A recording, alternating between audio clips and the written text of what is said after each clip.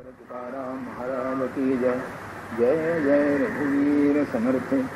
श्रुतिस्मृतिपुराणानामालयं करुणालयं नमामि भगवत्पादं शंकरं लोकशंकरं.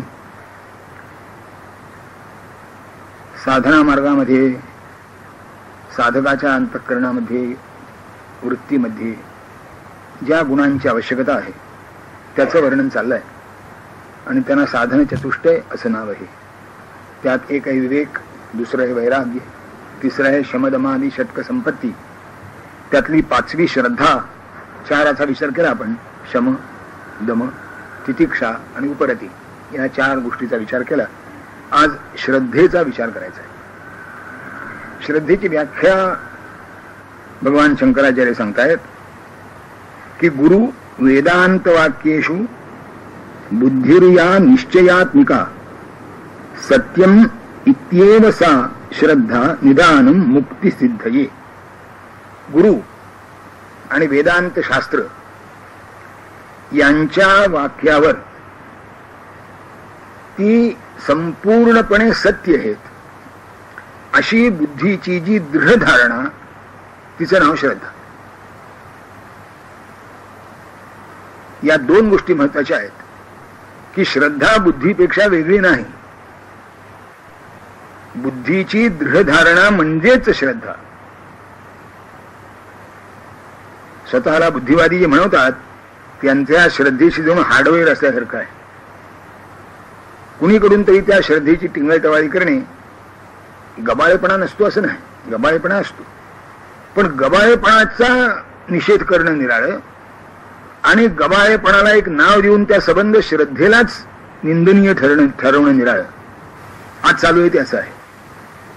जर पुढे जाऊन बोलायचं झालं श्रद्धा आणि बुद्धी यामध्ये जर अंतर करायचंच झालं तर मी ठामपणाने असं म्हणेन की बुद्धी जीवमात्रामध्ये आहे, प्रमाण अधिक असेल. पशूंना सुद्धा बुद्धी असते. काही पशु तर फार बुद्धिमान असतात. कुत्र चांगलं बुद्धिमान असतं, घोडा चांगला बुद्धिमान असतो, गाय किंवा बैल चांगले बुद्धिमान असतात, हत्ती चांगला बुद्धिमान असतो, कोल्हा तर फारच बुद्धिमान असतो असं म्हणतात. तेव्हा लुच्च्या माणसाला कोल्हा म्हणतात. आणि लुच्च्या म्हणजे बुद्धीचा उपयोग स्वार्थाकरता करणार सामान्य वाक्य, ते त्याला कोल्हा म्हणतात. म्हणजे कोल्ह्याला बुद्धी असते, उंदराला बुद्धी असते, चांगला बुद्धिमान असतो उंदीर सुद्धा. तेव्हा बुद्धी हे माणसाचं वैशिष्ट्य नाहीये खरं म्हणजे. श्रद्धा हे एकुलतं एक माणसाचं वैशिष्ट्य आहे. मनुष्येतर प्राण्यामध्ये आपल्याला श्रद्धा नावाचा विषय आढळणारच नाही, आढळणारच नाही. श्रद्धेची सामान्यतः आपण जी सोय पाहतो त्यामध्ये असं आहे की कोणाविषयी तरी विशेष आदर, विशेष प्रेम आणि त्याच्यासाठी त्याला आवडेल असं किंवा त्याचा सन्मान होईल असं आपण काहीतरी करणं म्हणजे श्रद्धा. आणि हे आपल्याला फक्त माणसात आढळेल. अडाण्यातले अडाणी समाज आहेत. आज ज्याला आपण सभ्यता किंवा सुधारणा म्हणतो किंवा प्रगती म्हणतो, विज्ञानाचं काही काही नाव घेतो, त्याच्यापासून जे कोसो दूर आहेत असे अति अरण्यामध्ये आत कुठेतरी राहणारे, ज्यांचे एकमेकाशी काही संबंध नाहीत, अशा मनुष्य जाती जगाच्या पाठीवर पुष्कळ आहेत. आपल्याकडे वनवासी लोक आहेत, गिरिजन आहेत, आफ्रिकेमध्ये आहेत, दक्षिण अमेरिकेमध्ये आहेत, उत्तर अमेरिकेत सुद्धा काही ठिकाणी आहेत. अनेक लहान मोठी बेटं आहेत जगभर, त्यांच्यावर मनुष्य प्राणी आहे. पण त्या सगळ्यांचं अंतःकरणात श्रद्धा हा सामान्य विषय आहे, कॉमन फॅक्टर आहे.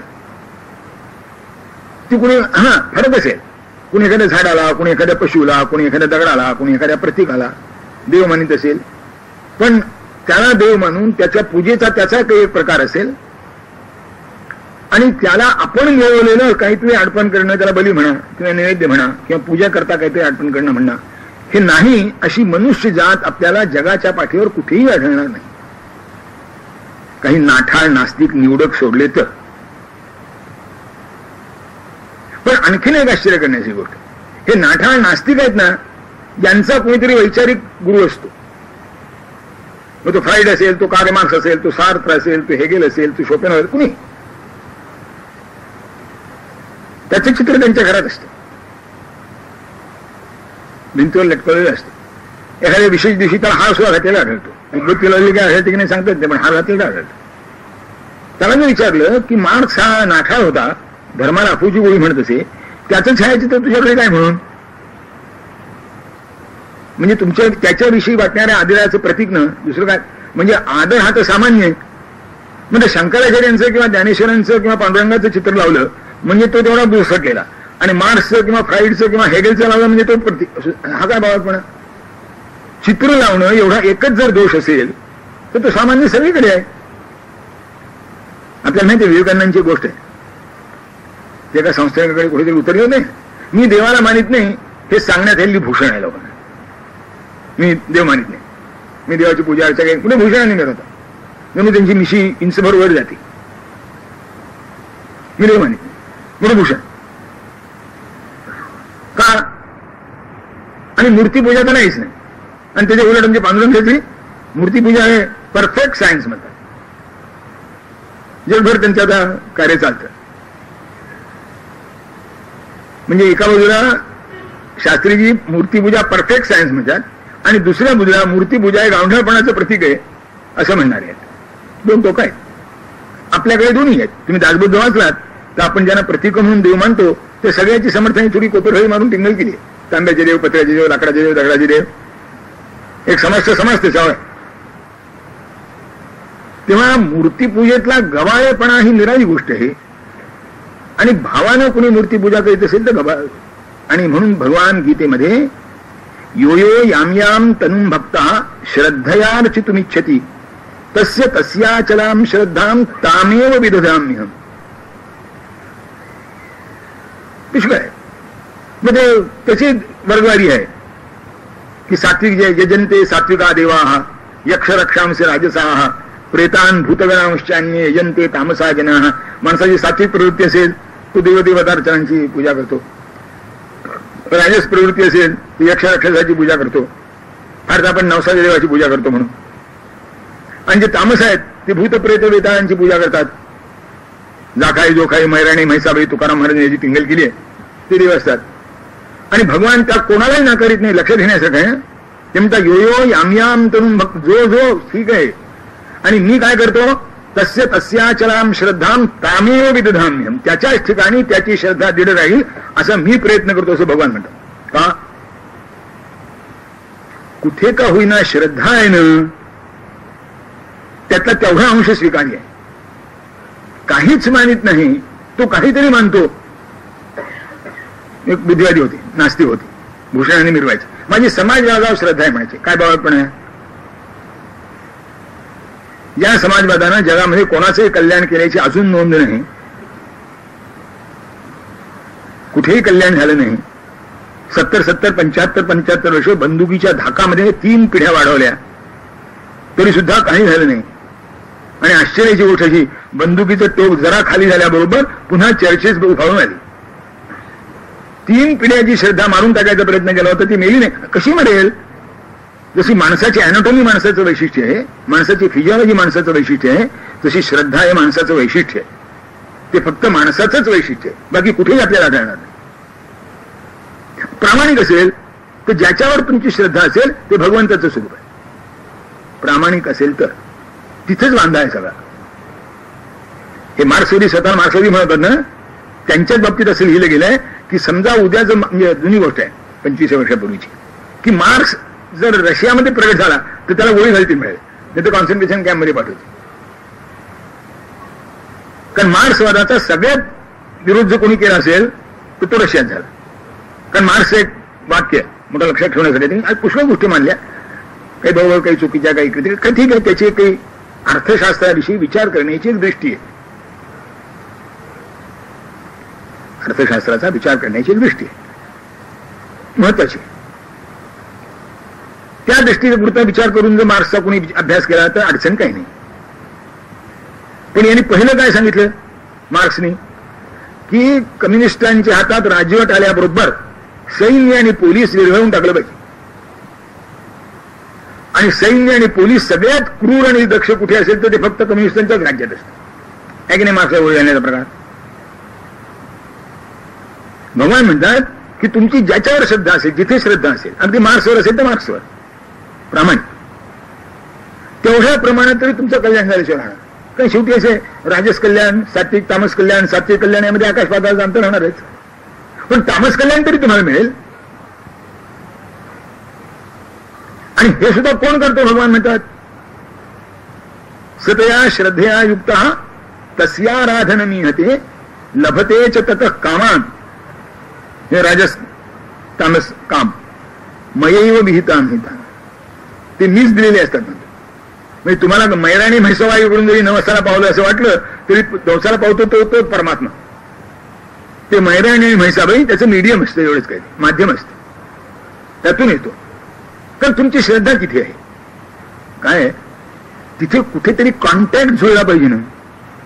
विजेच्या संदर्भात आपल्याला लक्षात येईल की विजेचा प्रवाह तेव्हा वाहतो जेव्हा मूळ स्रोत जो विजेचा आहे त्याची तुमची जी तार आहे ती योग्य तऱ्हेने जुळलेली आहे. हा कॉन्टॅक्ट जरा लूज झाला की वीज असून नसल्यासारखी, किंवा लूज कॉन्टॅक्ट चालायचं नाही. कॉन्टॅक्ट म्हणजे आपण समजा की श्रद्धा हा तुमच्याशी जोडून ठेवतो त्याला. म्हणून समर्थाने भक्तीची व्याख्या केली, म्हणजे चांगली भक्तीची व्याख्या मी अनेक वेळा सांगतो आपल्याला की तुमचा विभक्त नाही तो भक्त. म्हणजे ज्याचा कॉन्टॅक्ट कधी ढिला होत नाही, कधी लूज होत नाही, तो भक्त. नेहमी भगवंताशी त्यामुळे ते इम्पल्सिस तिकडे येतात. हा आता तुमचे शेवटी असं आहे, बल्ब किती कॅन्डल पॉवरचा त्याच्यावर प्रकाश अवलंबून राहील ना. तेव्हा हा जो बल्ब आहे हा किती कॅन्डल पॉवरचा आहे त्याच्यावर प्रकाश अवलंबून राहील. तो आधी 0 पासून 200, 400, 500 पर्यंत असू शकतो, आणखीन जास्त असेल मला माहित नाही, असू शकतो. पण कॉन्टॅक्ट पाहिजे. श्रद्धा हा कॉन्टॅक्ट आहे, श्रद्धा हा संपर्क आहे.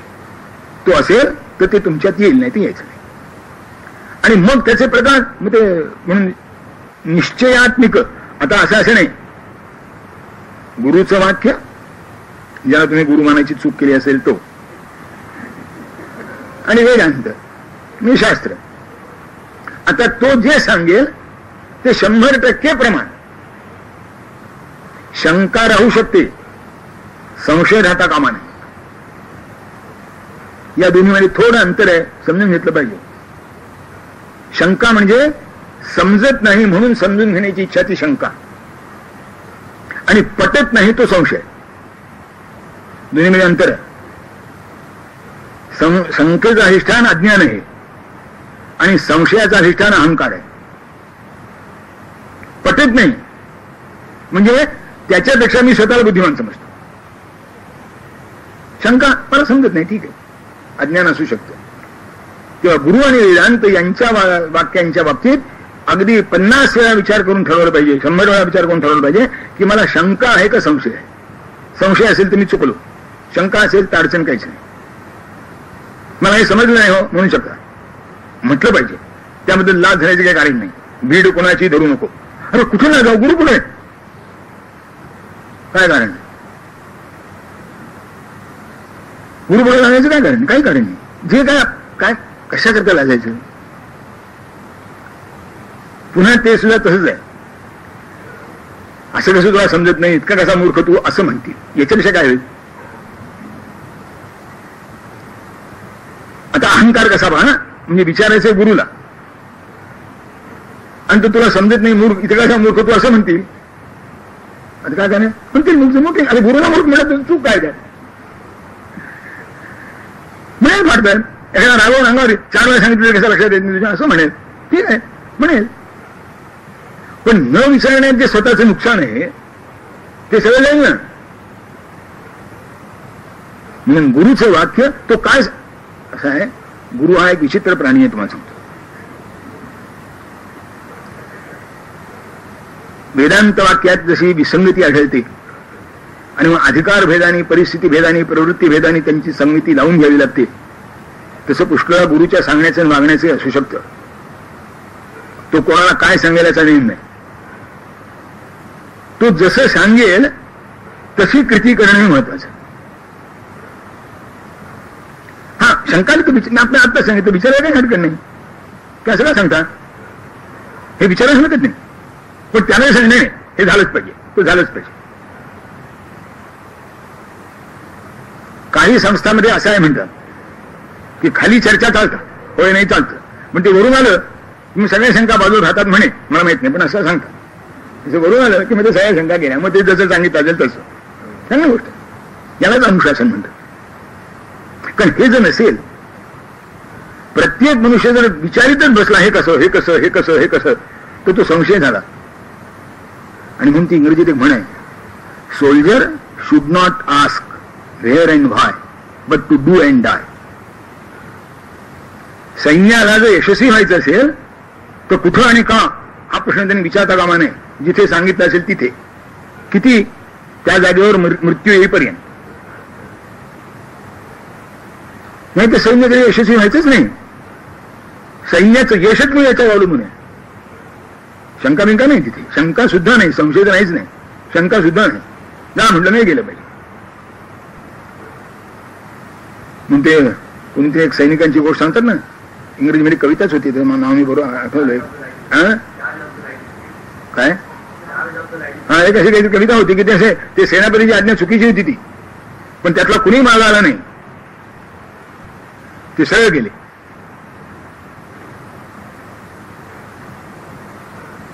चूक आणखीन एक तुझ्यामध्ये की यात सैनिक दोषी नाही, सेनापती असेल तर दोषी असू शकेल. सैनिक त्यांनी आपलं कर्तव्य योग्य रीतीनेच केलं असं म्हटलं पाहिजे. तेच इकडे सुद्धा की गुरु चुकेल, काय त्याचं चांगलं वाईट असेल त्याला भोगावे लागेल शास्त्राप्रमाणे. शिष्य निर्दोष आहे. म्हणून बुद्धिर्या निश्चयात्मिका, ते कल्याण स्वामींची गोष्ट सांगतात ना, ती अशी चमत्कारिक आहे. ते निर्बुद्ध नव्हते काही, पण ते झाडाची फांदी तोडत होती म्हणे. समर्थ तिकडून चालले होते, त्यांची समर्थांची मोठी श्रद्धा होती म्हणे. त्याने असं अंबादास, त्याचं नाव अंबादास, अंबादास अरे असं नाही तोड फांदी तोडायची, तू टोकाकडे बस आणि बुरख्याकडे फांदी तोड. खाली होती विहीर. याने असं का म्हणता सुद्धा विचारलं नाही म्हणे. ते शेंड्याकडे बसून बुरख्याकडे फांदी तोडली, ती फांदी तुटली, हे विहिरीत पडले. लोकांनी धावधाव केली, समर्थांच्यापर्यंत गेलं, तुम्ही विहिरीत पडला, ते जवळ आले तिथून. अंबादास कल्याण आहेस ना म्हणाले. म्हणजे महाराज आपल्या कृपेनं कल्याण आहे, म्हणून त्यांचं नाव कल्याण पडलं. नेम नाही. अधिकारी गुरु शिष्याची योग्यता पाहण्याकरता क्वचित अशी आज्ञा करीते असेल. आता समर्थानं इतकं करत नव्हतं असं म्हणायचं का आपल्याला. पण कथा अशी आहे, मी एवढं करतो सांगतो आपल्याला, की गुरु वेदांत वाक्येषु बुद्धिर्या निश्चय. आणि म्हणून पुन्हा पारंपरिक ही बुद्धी आहे, हा बावळटपणा नाही.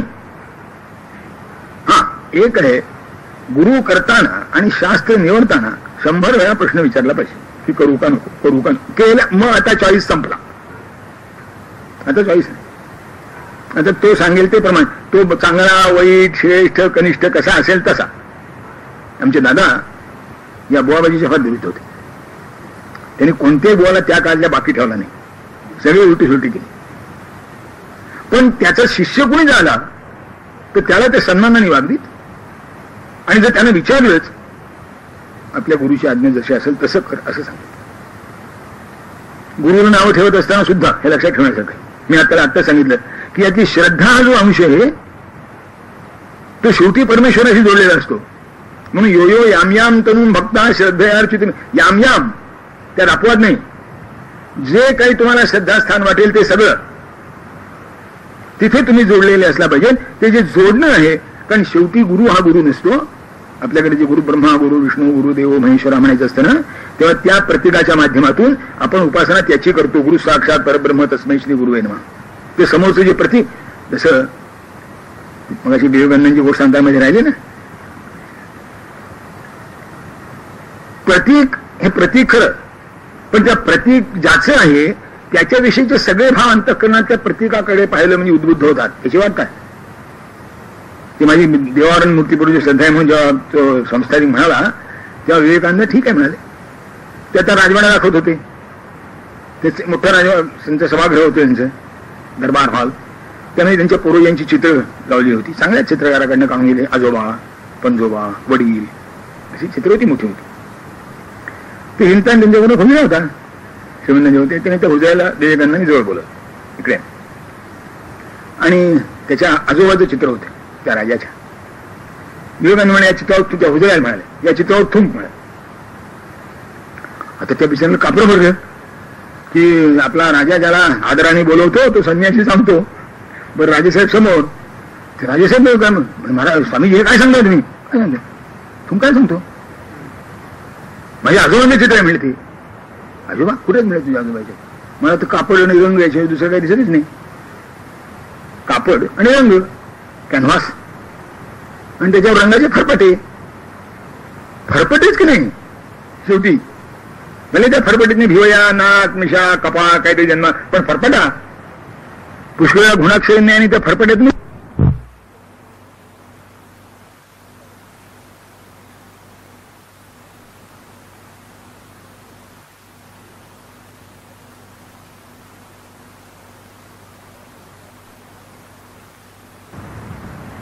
मला वाटलं आता म्हणे तुला कळलं असेल मूर्तीपूजेचं काय महत्व आहे ते, त्यानं थोबाडी मारून घेतली असावी होती, हे चुकलं आपलं काहीतरी.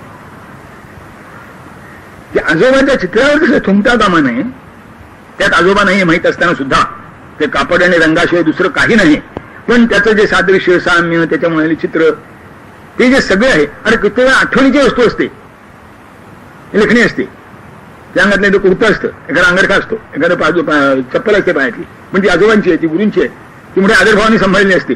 त्याचा आपण झालं चालत नाही म्हणताना, त्यात आजोबा असतो का, नसतो. तसं मूर्तीत देव असतो का, याची उत्तर पुणेरी पद्धतीने हो आणि नाही दोन्ही आहेत. म्हटलं तर आहे, खास पुण्याची पद्धत म्हणतात, म्हटलं तर नाही. हे जे निश्चितपणे माणसाच्या अंतःकरणात, हे ज्याच्या मी नेहमी आपल्याला विचारतो की माझ्या घरात एखाद्या आदरणीय, वंदनीय, प्रिय काही असेल, चित्र असल्याशिवाय मला बरं वाटत नाही. म्हणजे एखाद्या तत्ववेत्यापासून, एखाद्या सत्पुरुषापासून ते नटनटी खेळाडूपर्यंत सुद्धा कुठेतरी ते चित्र असणार, नटाचं असेल, नटीचं असेल, खेळाडूचं असेल, पण असणार. काय खेळाडूचं चित्र आलं म्हणजे तो खेळ अंगी बांधतो का, नटाचं चित्र समोर असलं म्हणजे अभिनय कौशल्य येतं का, एखाद्या कलावंताचं चित्र असेल तर कला अंगात येते का ती, नाही.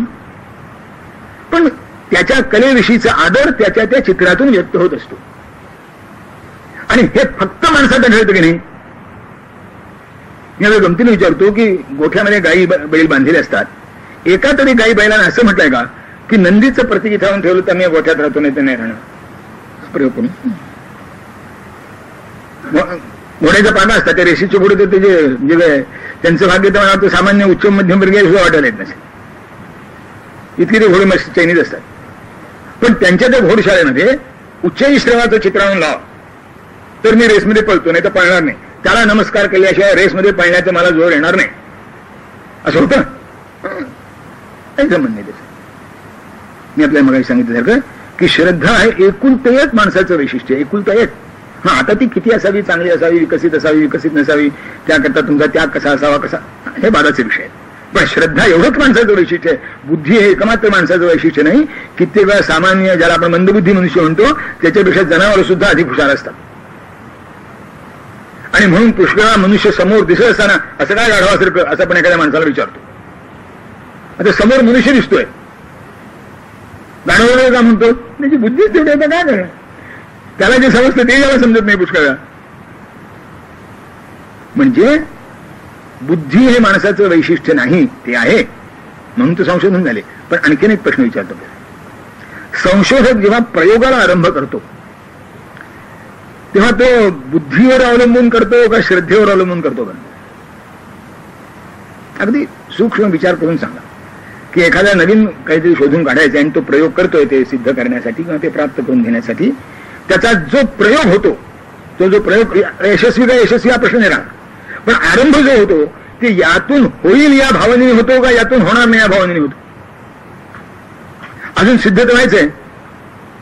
आरंभ करण्यापूर्वी काय, मी हे जे प्रयोग करतोय यातून मला जे मिळवायचे ते मिळेल, जे सिद्ध करायचे ते सिद्ध होईल, ही भावना गृहीत धरूनच प्रयोगाला आरंभ होतो ना. ही भावना जर अंतःकरणात नसेल तर प्रयोगच करून बघणार नाही. जुळवा जुळवतो एका विशिष्ट योजनेने करतो की नाही. म्हणजे अजून सिद्ध व्हायचंय, हे त्याचं साधन आहे, सिद्ध व्हायचंय. पण त्याला माहीत असलेल्या ज्ञानाच्या बळावर तो त्याची जुळवाजुळव करतो. ही जी जुळवाजुळव करतो ते श्रद्धेचाच अंग आहे की नाही. जर विज्ञानाचा आरंभ सुद्धा श्रद्धेतून होतो तो परमार्थाचा आरंभ श्रद्धेतून होत नव्हतं काय. जिथे कशाचाच पत्ता नसतो, अनुभवाला केव्हा यायचं कोणा ठेव. म्हणून गुरु सांगतो ना श्रद्धच. ज्ञानेश्वर सांगतात ना, तुकाराम सांगतात ना, रामदास सांगतात ना, श्रद्धा. ते म्हणतात. बरं हे दिशाने तरी आपलं कुठे सांगतात हो. तो कोण तिकडचा साहेब असतो तसं नाव घेऊन सांगतात. म्हणून मला नेहमी शंका येते की ते अमक्या साहेबाने सांगितलं म्हणून जर खरं तर ज्ञानेश्वरांनी सांगितलं म्हणून खोटं म्हणायचं काय कारण आहे. ते पुनर्जन्माचं पुस्तक मी आपल्याला काल उल्लेख केला ना. ते इयान स्टीव्हन्सन नावाचा कोणी 1960च्या सुमारात संशय होऊन गेला. त्यांनी पुष्कळ प्रयोग केले आणि पुनर्जन्म त्यांनी निरपवादपणे सिद्ध केला. सगळ्यांनी मान्य केला की नाही हा प्रश्न स्वतंत्र. पण तुम्ही जेवढे शंका आणि जेवढे आक्षेप घ्याल तेवढी सगळी तपासून पाहून त्यांनी ते पुनर्जन्माचं सिद्ध केलं. पण इयान स्टीव्हन्सनने लिहिलं म्हणून मग आमच्यातले तथाकथित बोलली हा विचार करण्यासारखं आहे. आता विचार करण्यासारखं ती आहे कारण साहेब सांगतो.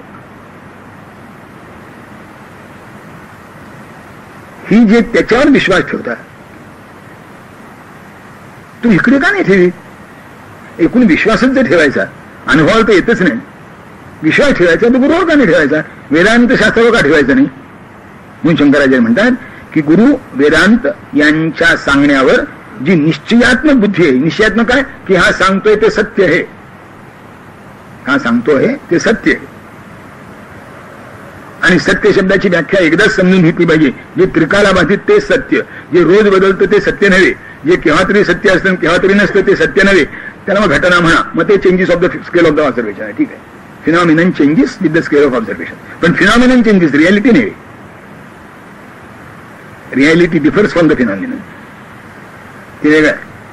ते तुमच्या साधनं जशी असतील, डोळे जसे असतील, त्याची परिस्थिती जशी असेल त्याच्यावर अवलंबून आहे. असं म्हणतात की वातावरणातून सूर्याची किरण येताना किंवा जाताना सूर्य उगवण्यापूर्वी 8 मिनिटं उगवलेला असतो आणि मावळण्यापूर्वी 8 मिनिटं मावळलेला असतो. कारण वातावरणातून ती वक्र होऊन त्याची किरण येतात आणि त्यामुळं उगवण्यापूर्वी आणि मावळण्यापूर्वी तो 8 मिनिटं किंवा असा उगवलेला असतो. असा आहे. म्हणजे प्रत्यक्ष उगवण्यापूर्वी 8 मिनिटं तो उगवल्यासारखा दिसतो, प्रत्यक्ष मावळण्यानंतर 8 मिनिटं तो मावळल्यासारखा दिसतो. 8 मिनिटांनी. कारण त्याचे किरण पृथ्वीवर यायला तेवढा वेळ लागतो. एका सेकंदामध्ये 3 लाख किलोमीटर या वेगाने तो येतो. बंदुकीची गोळी सुद्धा एका सेकंदाला 700 मीटर जाते फक्त. चांगल्या रायफलच्या एका सेकंदाला बंदुकीची गोळी सुद्धा 700 मीटर जाते. हा 3 लाख किलोमीटर जातो. मीटर नाही, किलोमीटर. 3 लाख. पण तो वातावरणात आपण लहानपणी प्रयोग पाहिले असतील की सरळ काठी आहे ती पाण्यात बुचकळली की जिथे पाण्याचा पृष्ठभाग आहे तिथे ती वाकल्यासारखी दिसते. का तर त्याचे खालचे जे किरण आहेत ते पाण्यात न वर येताना तेवढ्याशी वाकतात म्हणून ती वाकल्यासारखी दिसते. हे phenomenon changes with the scale of observation. काठी वर काढून पाहिली ती सरळ दिसते, बुडून पाहिली की वाकडी दिसते. पण इट्स नॉट रियालिटी. ती रियालिटी नाही. रियालिटी ही त्रिकाला बाधित, पूर्वी आज भविष्यकाली तशीच राहणार. त्याचंच नाव सत्य. सत म्हणजे ज्याला अस्तित्व आहे ते. तेव्हा अशी सत्यावर आधारित ही वाक्य आहेत. माझा गुरु सांगतोय, वेदांत शास्त्र सांगताय, उपनिषदात आलाय ना, शंकराचार्य सांगतात ना, मग ते सत्य. आता ते नाही म्हणणारा तपासायचा. हे तपासायचं काही कारण. हा मी आता सांगते, समजून घेतलं पाहिजे. शंका असू शकते पण संशय नाही असतात. तुम्ही सांगता ते पटत नाही. हा हे बरोबर नाही. मग गुरु समोर ही भाषा नाही चालायची. काय हो आहे ना. विकल्पामुळे तुमच्या निश्चयाकडे येता तुम्ही. ते असं नसायचंच. हा विकल्प पटत नाही हा संशय आणि समजत नाही ही शंका. अर्थात हे शब्द एकमेकाचे पर्याय म्हणून वापरले जातच नाहीत असं नाही. पण जर 3 आपल्याला वापरायचे असतील तर असे समजून घेतले पाहिजे की यातला म्हणून संशयाचा तो अर्थ न करता कोणी शंकेचा केला तरी चालेल. मग संशय उलटेल. पण संशयात्मा विनश्यती, शंकात्मा विनश्यती असं वचन शास्त्रात कुठे नसल्यामुळे संशयाचा अर्थ मी असा केला की तिथे संशयात्मा विनश्यती असं वाक्य आहे. म्हणून संशय म्हणजे न पटणे, न समजणे ही शंका आहे. सत्यम इत्येव सा इत्येव सा श्रद्धा. फळ निदानम मुक्ती सिद्धी. मुक्ती प्राप्त होणे तिचं फळ आहे. मुक्ती प्राप्त होण्याच्या योग्यतेचं हे कारण आहे. आणि हे प्राप्त झालं की ते मुक्तीला प्रवेश होते. श्रद्धावतामेव सतां पुमर्थः समीरित सिद्ध्यति नेतरेषाम् उक्तम सुसूक्ष्मं परमार्थ तत्वं श्रद्धत्स्व सौम्येति च वक्ति वेदः. शंकराचार्य आणखीन स्पष्ट करतात. ते म्हणतात श्रद्धावतामेव सतां पुमर्थः. सतां पुमर्थः सज्जनाचे पुरुषार्थ मग धर्मार्थ काममोक्ष कोणतीही श्रद्धावतामेव. श्रद्धावतामेव श्रद्धा असली तरच त्याला या व्यवसायातून मला यश मिळेल, हा व्यवसाय मला लाभदायक होईल, ही सुद्धा व्यवसाय सुरू करण्यापूर्वीची श्रद्धाच आहे की नाही. हे स्थळ आपल्याला योग्य आहे, श्रद्धाच आहे की नाही. श्रद्धाच आहे. सगळ्या ठिकाणी तुम्हाला असं आढळेल की तुम्ही म्हणून म्हणतो कोणताही आरंभ, कशाचाही आरंभ हा शेवटी श्रद्धा या अधिष्ठानाने होतो. ती गृहीत धरावी लागते. म्हणून शंकराचार्य म्हणतात की कोणताही धर्म अर्थ काम मोक्ष या चारही पुरुषार्थापैकी कोणताही पुरुषार्थ जरी असला तरी त्याचा अधिष्ठान श्रद्धा असेल तर पुढचं बरं असतं. तो मार्ग सरळ आहे. मी आपल्याला मागे अनेक वेळा सांगितलं असेल की गीतेमध्ये एक श्लोक आहे, नास्ति बुद्धिरयुक्तस्य न चायुक्तस्य भावना न चाभावयत शांतिरशांतस्य कुतः सुखम. त्यात झालंय काय श्लोकाच्या रचनेमध्ये, नास्ति बुद्धिरयुक्तस्य अयुक्तस्य बुद्धिर्नास्ति, संपलं. न चायुक्तस्य भावना, अयुक्ताला भावना नाही. न चाभावयत शांती, ज्याला भावना नाही त्याला शांती नाही. अशांतस्य कुतः सुखम, शांती नाही त्याला सुख नाही. म्हणजे युक्तता, भावना, शांती आणि सुख ही सरळ साखळी आहे. आणि तिथे काय झालं, युक्ततेतून बुद्धी तिथे तुटलं. मी जरा थोडा फटका शब्द वापरायचा तर भावना लेकुरवाली आहे, बुद्धी वांझोटी आहे. तिथे संपलं, पुढे काही नाही. विनोबानी त्याच्यावर कोठी केली. ते म्हणजे जरा श्लोकाची रचना बदलून घेतली तर हा श्लोक सगळा सरळ लागेल. कसं करायचं, नास्ति बुद्धिरयुक्तस्य न चाबुद्धस्य भावना न चाभावयत शांतिरशांतस्य कुतः सुखम. की अयुक्ताला बुद्धी नाही, अबुद्धाला भावना नाही, अभावनिक भाविकाला शांती नाही, अशांताला सुख नाही. पण ते तिथे मुळात युक्तस्य आहे. यांनी बुद्धस्य का केलं, श्लोक लावाय चांग म्हणजे कोटी चांगली. मला एका विचारलं हे बरोबर आहे का, नाही काय कारण आहे, भगवंताचं वाक्य आपण काय दुरुस्त करावं. भगवंताचं वाक्य आपण दुरुस्त काय अर्थ लागत नसेल तर अशी झाली. म्हणजे मुळातच असं आहे की बुद्धी खरंच बांधवती आहे, खरंच बांधवती, समाधान नाही. जगामध्ये जे अत्यंत बुद्धिमान आहेत पण ज्यांची कशावरही श्रद्धा नाही ते वेडे झाल्याची उदाहरण आहे. आपण वेड्याच्या इस्पिरात चौकशी करा, मंद बुद्धीचं पोरग कधी वेडं होत नाही, कधी नाही. त्याचे दुसरे दोष असतील पण वेडा होत नाही. जे वेडे होतात ते निश्चित बुद्धिमान असतात, जास्त बुद्धिमान असतात म्हणूनच वेडे होतात असं आहे. कारण त्यांच्या जास्त बुद्धिमत्तेमुळे कुठेही त्यांची श्रद्धा राहत नाही, असं राहते ती डमत डमत डमत. आणि तसं झालं ना की त्यांना जे नैराश्य येतं ना त्याच्या इतकं वाईट काही नाही जगात. त्यांना जे वैफल्य येतं त्याच्या इतकं वाईट काही नाही. त्यांचा बुद्धीच्या मागे अहंकार असतो, बुद्धी असते यात काही शंका नाही.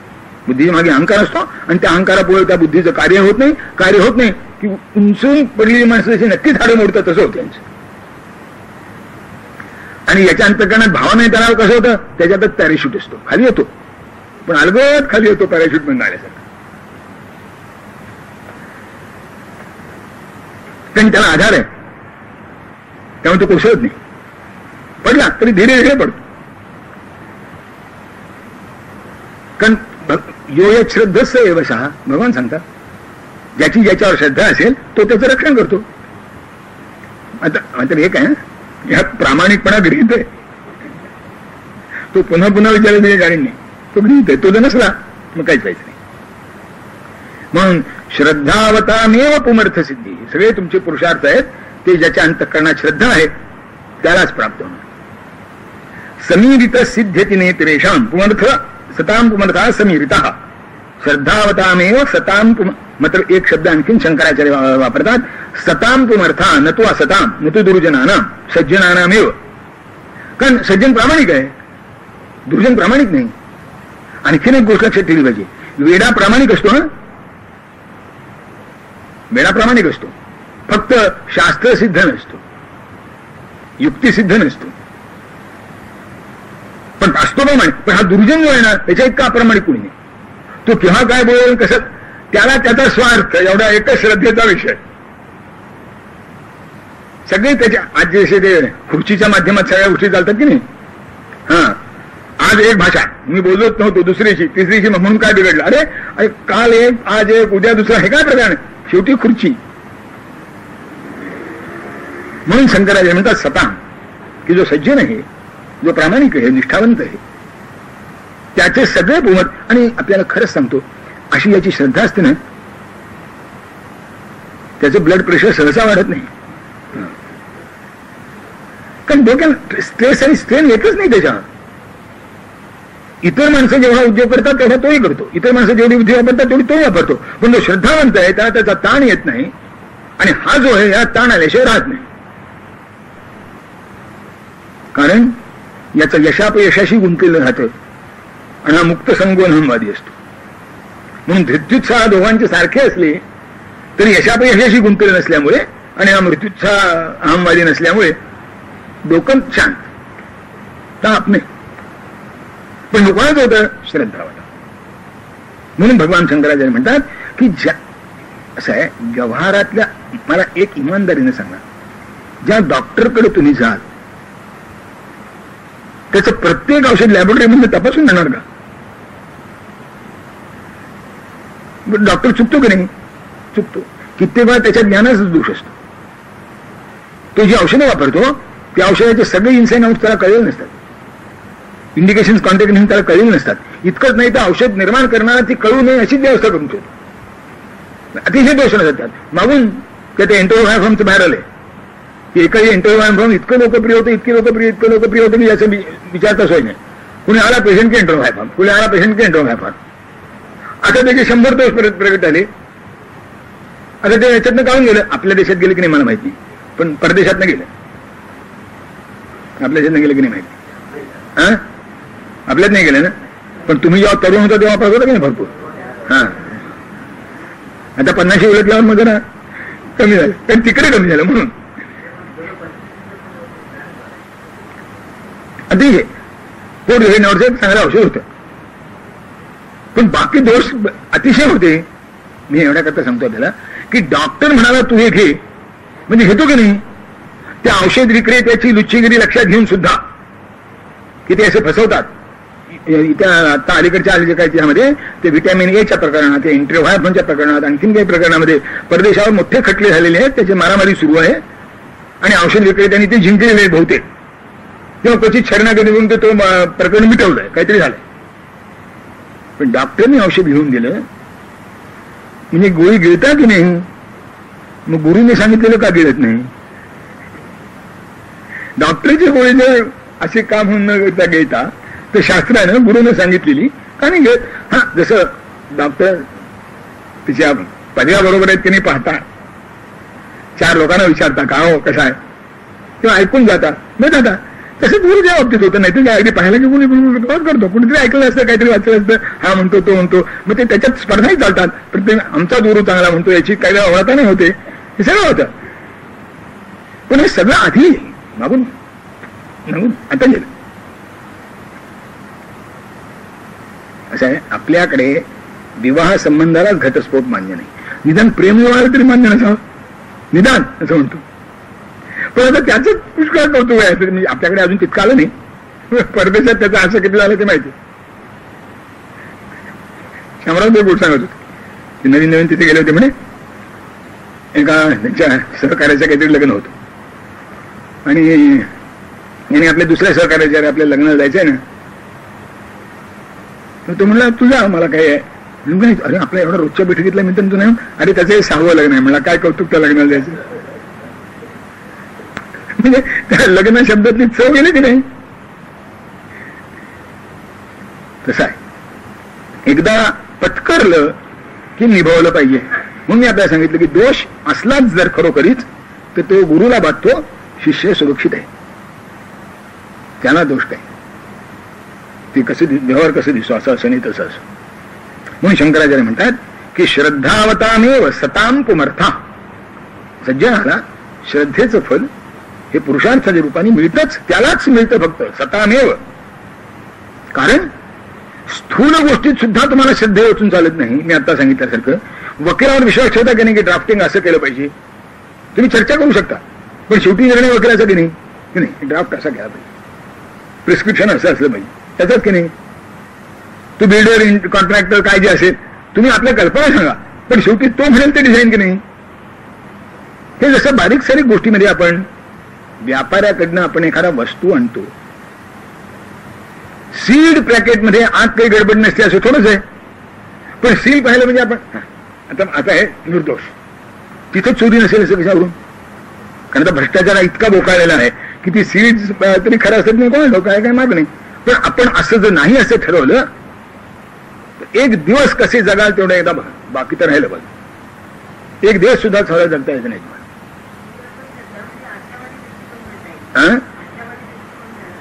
अर्थात हो हो केव्हा नाही, पण ती गुरु आणि वेदांत वाक्यावर, आपल्या बुद्धीवर नव्हे, आपल्या वागणुकीवर नव्हे, त्याच्या वचनावर. कारण आमच्यामध्ये दोष असण्याची शक्यता आहे ना, म्हणून तर मी मार्गदर्शक पत्करला, म्हणून तर शास्त्र पत्करलं. तेव्हा अशा श्रद्धेचंच फळ मिळतं. सामान्य व्यवहारात सुद्धा श्रद्धा ठेवून वागावं लागतं. हा ते सुसूक्ष्म आहे, फारच सूक्ष्म आहे. ज्ञानेश्वर महाराज म्हणतात आकाशातून गाळून घेतलेलं आहे. परब्रह्म तत्व जे आहे ते आकाशातून गाळून घेतलंय. म्हणजे आता ही मेस किती नंबरची, त्या मेसीचा नंबर असा तुम्हाला माहिती आहे ना. आपल्याकडे आपण म्हणतो बा गहू आणि तांदूळ नुसते चालतो, खडे बारीक असतील या कल्पनेने कळून जायला. मोठा होत नाही जाणार, बारीक असताना कळून जातो. म्हणजे निवडण्याचं निम्म काम संपलं. मग दळू आणल्यानंतर एक चाळणी लावतो, मग ती भाजरीच्या पिठाची भाकरीच्या पिठाची चाळणी निघाली, मग ती सपीटाकरता एक चाळणी लावतो, बारीक रायाकरता एक चाळणी. म्हणजे चाळण्यांचे जसे क्रमांक असतात एकात एक एकात एक एकात एक. आता आकाशचा मेस कोणत्या नंबरचा, म्हणजे व्यवहारामध्ये मी 300 मेस पर्यंत प्रयोग करून बघितलाय. आपण वस्त्रगाळ करतो माहिती की नाही, ते वस्त्रगाळ हे जवळजवळ जर चांगलं वस्त्र, त्यात आणखीन जरा लबाडी आहे. हे पंचाचं वस्त्र असतं ना ते नाही उपयोगाचं, 2x2 हा ते वस्त्र पाहिजे, धाडस वेणीचं बारीक, ज्याच्यामध्ये छिद्र नाही. म्हणजे पाणी ओतलं तरी चटकन गळता कामा नाही, असं असं केल्यावर खाली गेलं पाहिजे. अर्थात ओलं असेल तर कळतं, पण कोरड्या असतो पाण्याचा थेंब राहू शकतो बारीक असली छिद्र, ते ओलं सगळं मदत खाली, मग ठीक आहे. तेव्हा हे सूक्ष्म तत्व इतकं सूक्ष्म आहे, इतकं सूक्ष्म आहे की तुम्हाला श्रद्धा ठेवण्याची गतीच नाही. स्थूल गोष्टीत सुद्धा श्रद्धा ठेवावी लागते. मी आपल्याला सांगितलं औषधाची गोळी आपण श्रद्धेने गिळतो, वकिलांनी सांगितलं ड्राफ्ट आपण श्रद्धेने मान्य करतो, सही करतो त्याच्यावर. तसं हे सुसूक्ष्म आहे, ते स्थूल आहे, त्याच्यावर सुद्धा श्रद्धा ठेवावी लागते. हे तर सूक्ष्म आहे, याच्यावर श्रद्धा ठेवायला गतीच नाही. तेव्हा म्हणून वेद म्हणतो श्रद्धत्स्व सौम्य श्रद्धावान लभते ज्ञानम. पुढे आणखीन तत्परच संयतेंद्रिय मग ज्ञानम लब्ध्वा पराम शांती अचिरेणाधिगच्छति. तेव्हा श्रद्धा ही मगाशी सांगितल्यासारखं युक्तता आधी ती दोन्हीकडे सामान्य, पण बुद्धीला पुढे काही नाही. इथे युक्ततेला मात्र भावना म्हणजे श्रद्धा, श्रद्धेला शांती, शांतीतून सुख. शेवटी जे सगळे सुखार्था सर्वभूताना मता सर्वा प्रवृत्त्या ध्येयाची अंतिम दशा त्या सुखामध्ये जशी होते.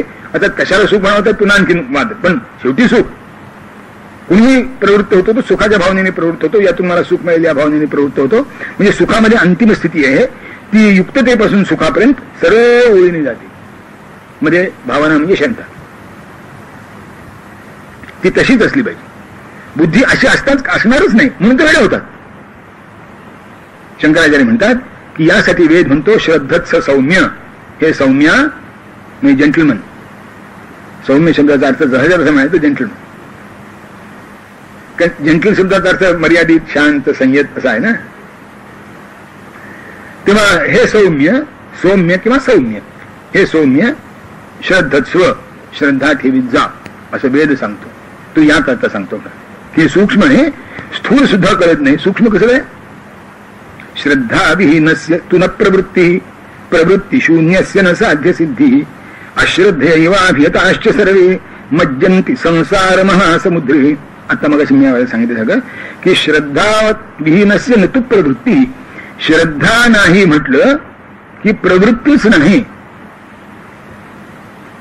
मला सांगा आज ह्या भीड भरल्या रस्त्याने आपण कशाच्या जीवावर बाहेर पडतो?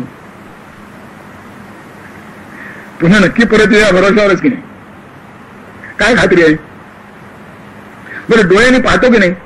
मला आठवतंय, मी जितके वेळा पुणे मुंबई रस्त्यावर गेलो, तितके वेळा 5-6 तरी अपघात दिसले नाहीत. तिथे उलटे झाले आहेत, 2 गाड्यांच्या टाकऱ्या झाल्या आहेत, कुठं रक्त पडलंय. दरवेळा 5-6 निदान इथून तिथपर्यंत. आता म्हणजे याचा अर्थ असा, आणि रोज त्याची संख्या जास्त आहे म्हणतात. एकूण 10 गणित आहे मुंबई पुणे रस्त्यावरचा अपघाताचं. आता रोज 10, या 10 पैकी मी नाही याला पुरावा काय? मी उरलेल्या 90 येईन, या 10 येणार नाही याला पुरावा काय? श्रद्धाच नाही शेवटी. म्हणजे नतू प्रवृत्ती.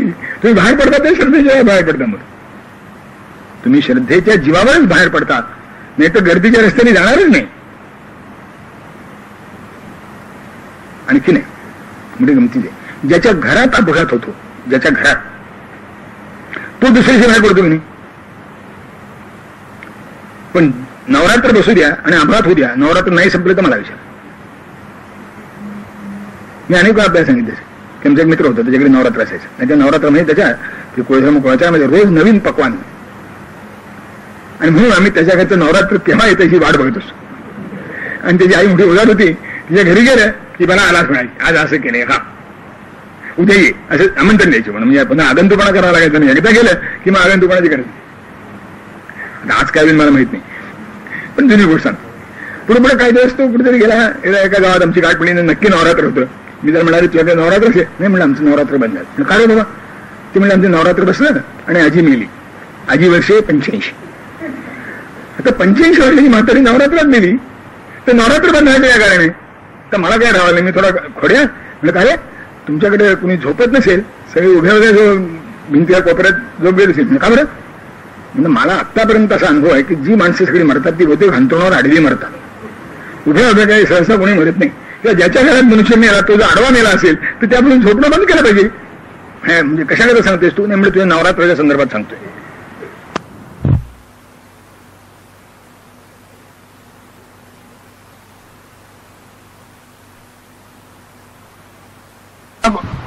पुन्हा बेफामपणे गाडी चालवतच असतो. हे सगळं श्रद्धेच्या बळावर होतं. परमार्थच तेवढी अश्रद्धा काय म्हणून किती शंका करू नये.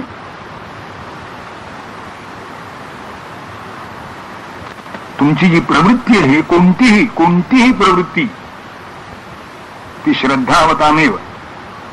काहीतरी श्रद्धा आहे, यातनं आपल्याला बरं वाटतं. आपल्यापैकी अनेक लोक जवळजवळ गावाच्या दुसऱ्या टोकावरून येतात.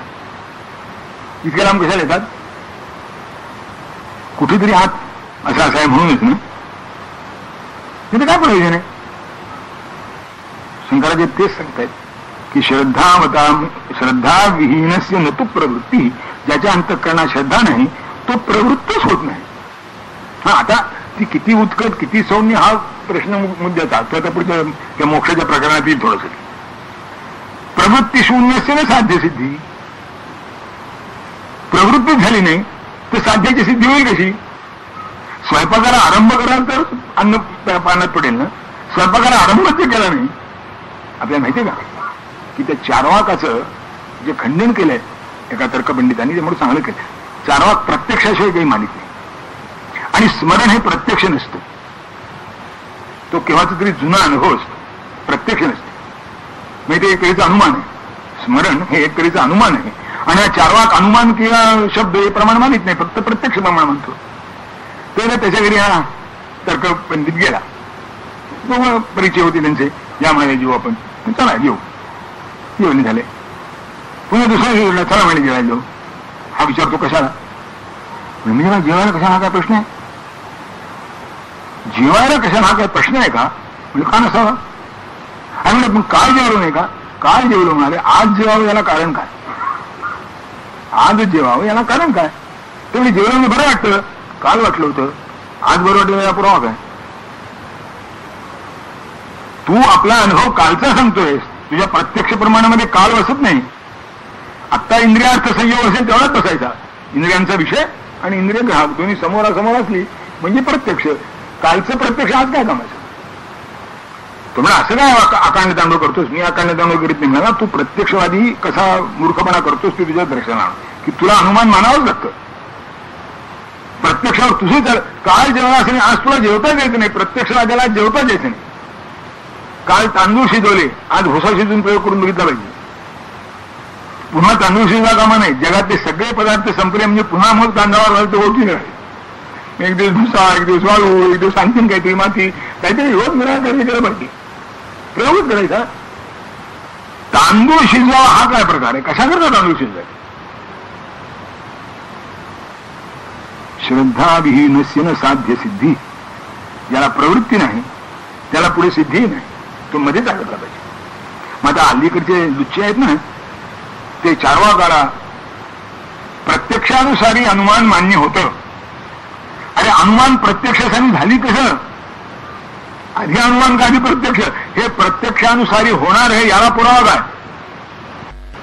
शेवटी संत प्रमाण की त्याने केलं होतं म्हणून मला पटलं, मी काल केलं होतं म्हणून मला आज पटलं. म्हणजे शेवटी याच्यावर अवलंबून ना, स्मरणावर अवलंबून ना, प्रवृत्तीच झाली नाही तर साध्य कधी जन्माला येणार नाही म्हणतात शंकराचार्य.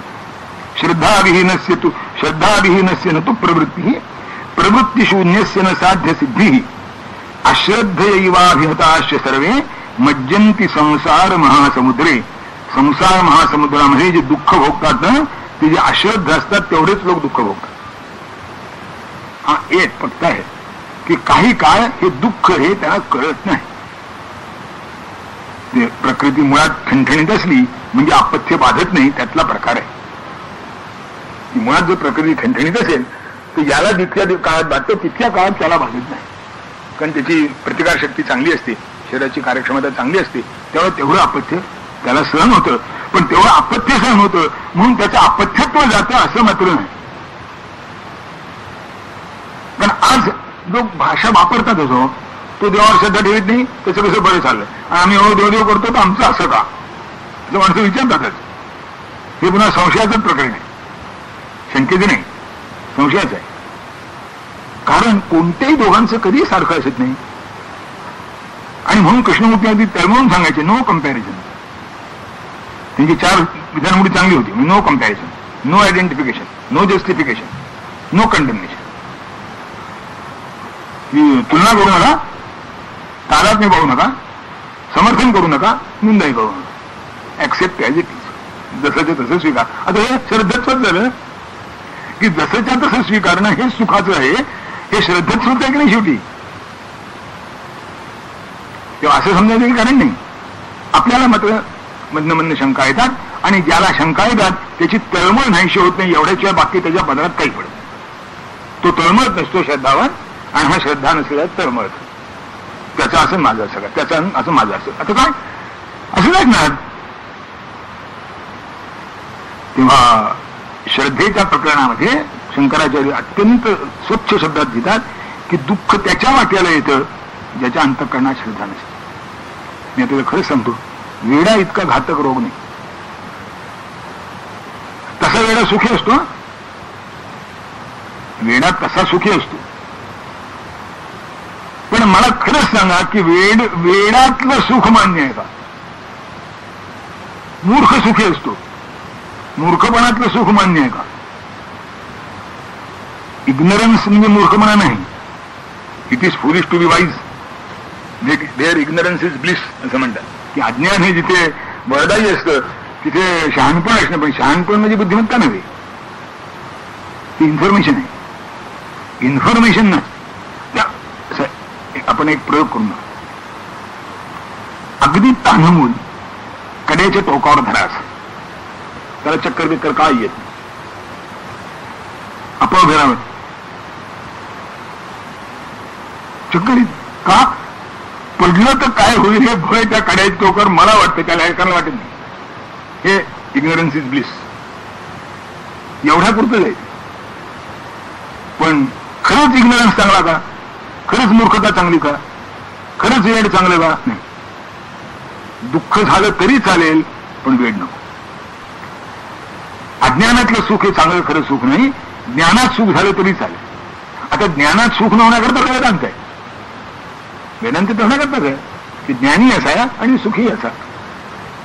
त्यांनी मला सुख होतं, हे अज्ञानाचं सुख. हे लहान पोराला शाळेत न जाण्याचं सुख असतं की नाही, त्याच्या त्या सुखाला कोणत्या आई बापानं कधी मान्यता दिली मला सांग. शाळेत जाण्याना रडताना लहान पोर, आई अगदी निष्ठुरातली निष्ठूर होती. आई शाळेतनं आला मी, शाळेत गेला मी पुष्कळला, तिलाही करमत नाही असं होतं. शाळेत आल्यावर मालिक राईड एकमेकाला करून भेटतात असंही होतं. पण शाळेत जाऊच नको, रडतोच नको असं अजून कोणी म्हटलेलं आई मला आठवलं नाही.